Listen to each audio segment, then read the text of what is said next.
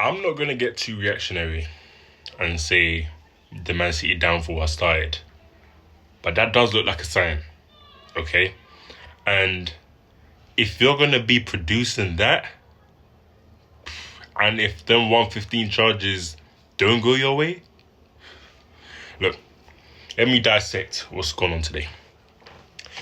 First and foremost, there's two big misses, which I'm not a genius when I'm saying this. I'm stating the obvious, but Rodri and Bernardo Silva.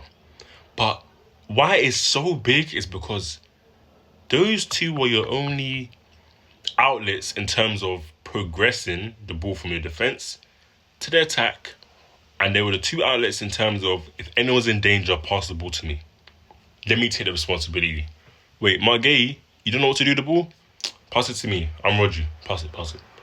Donnarumma, don't kick it long, Donnarumma. Wait, pass it to me. I'm Bernardo Silva.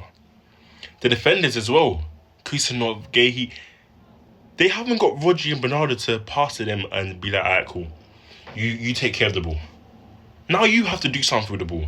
Or the midfielders, Kovacic and listen, you guys got to do something with the ball. We know Kovacic has limitations of those things already. With his back towards his actual goal, like the goal he's trying to score in, we know Kovacic. And we've seen him. Go check 24-25 against Arsenal. He literally got robbed. Now, I'm going to say this. If that's what you want to produce this whole season, boy, oh boy, get ready for a top 5 fight. Okay? And you not having progression, you know who that's going to eliminate the most? Erling Haaland. Oh, and this is a warning to Man City. That Erling Haaland factor can really go extinct if you're not careful.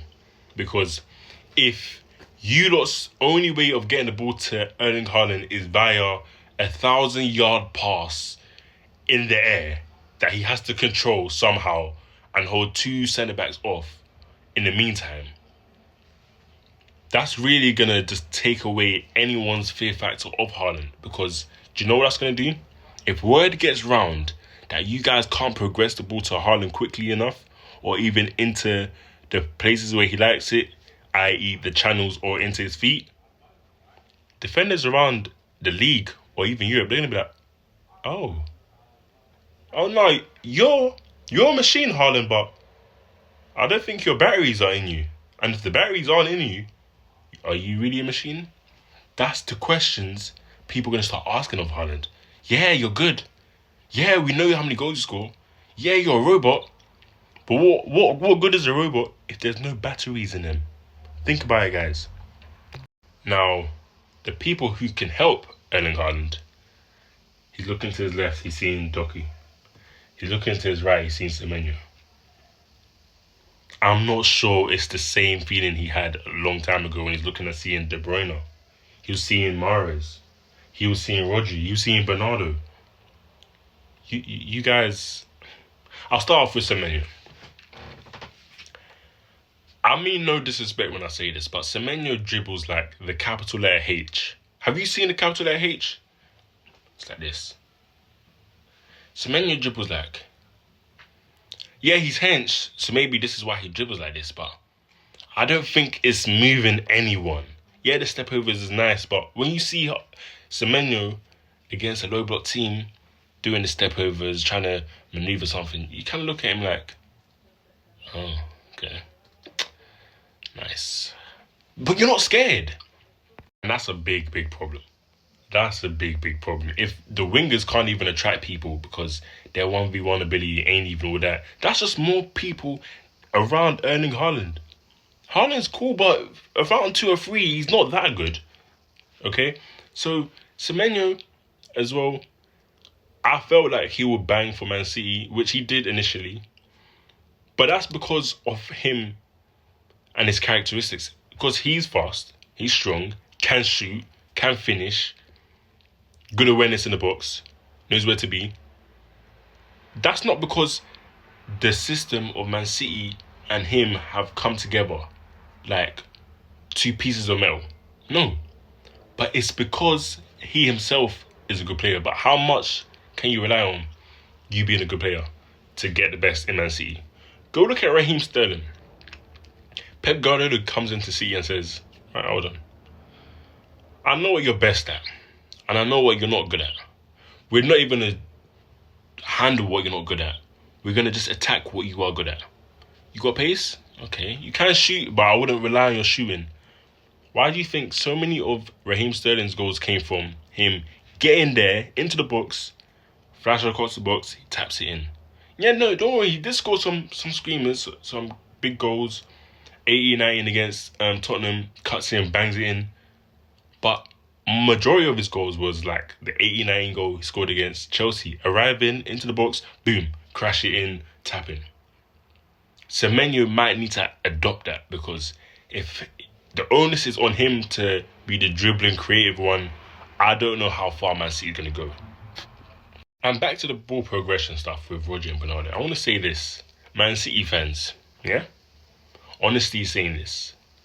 Be prepared to watch Mark Guéhi have both his hands out, like Oliver Twist, and asking the people options. You might be laughing now, but just remember I'm saying it. Options. Because there's not going to be a Rodri to bail him out. There's not going to be a Bernardo Silva to bail him out. And when I say bail him out, all I'm saying is take the ball off him. Go look at the game against West Ham away. Yeah, you drew, but there was people to take the ball off him. And you guys who watch Man City, you don't know what I'm talking about. Donnarumma too. That's someone I don't like at all. So I am happy that he had a bad game today. But you too, my friend. Now, there's a lot of, talk on people saying goalkeepers need to be good on the feet. And it's true. It's where football's gone to now. But boy, oh boy, I don't think Donnarumma's the guy for that. I don't think he's the guy for that. Jeremy Doku too. I think we know what we're getting with Jeremy Doku. I don't think there's much emphasis on talking on Doku. I don't think we know we're gonna get electricity. Jeremy Doku is like Nigeria. In Nigeria, you can have electricity gonna cut out at one point. It's called NEPA. Yeah. Jeremy Doku is NEPA. Electricity be running, the light be running. You gotta wait until it comes back on again. Can you consistently do that? If I've gotta wait for your electricity to come back on when the rest of my team can't even... Yeah, you can have that when De Bruyne and Phil Foden and all these guys are around. Yeah, cool, we don't need your electricity all the time. But when you're one of the main guys now, as you are, they need more, bro. What we saw from you towards the end of last season, I don't know why, you started scoring that many goals. That's what they want to see from you, but on a consistent basis, not just 1 month. And look, the last point is, I don't want to say this in a rude way, but that manager going, Pep Guardiola, is such a great thing for the rest of the league. I could breathe easy. Pep Guardiola put me under so much pressure that I wasn't even watching title races with volume on. I put it on me because I just couldn't stomach all the talk and all the pressure that he was applying on us. Again, I see Enzo Maresca and I'm like, get out of my way, man. Why? Why am I feeling like this? It's because it's not Pep Guardiola anymore. Last year, look, you've always been littered with star players. But there's a point in every season where I felt Pep Guardiola's magic at work. He was doing this. You don't know the meme. But in reverse. He's actually whipping great stuff. He'll find a way, okay, I'm going to tweak this. Oh wait, let me put some more seasoning in it. I'm going to spin this way. And you can feel that. You can feel his pressure. Now that he's gone, Enzo Maresca, I'm not too sure what the hell that was. Yeah, I don't know. And Mateo Kovacic as well. He can't be who you lot rely on, okay? If you guys watch my videos, which I think you should, we should all know that Mateo Kovacic, with his back towards play, is horrid. Go and check. Go and check his game against Arsenal 24-25, where they lost 5-1. His back towards play, receiving the ball from centre backs, is an eyesore. That's why my eyes aren't open. But forget all of that. Talking about Arsenal now. Bruno G. I told you guys, whoever's on the right wing is going to benefit because he gets the ball, he favours the right side more. You're going to see him pass to the right winger way more than you see him pass to the left winger. And there's a bite, there's tenacity. What did I say in my Bruno G video? Like Rick Ross said, I'm not the type of guy you see at 7-Eleven, pull your pistol on and do whatever you want to do. You aren't going to go look at Bruno G in midfield, it might be a 50-50 and do whatever you want to do with him.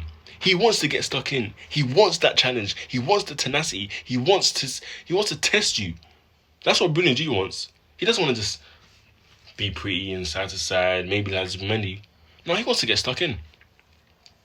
And it's refreshing to see my midfielder, again for a long time, not hide from the ball. Oh, what?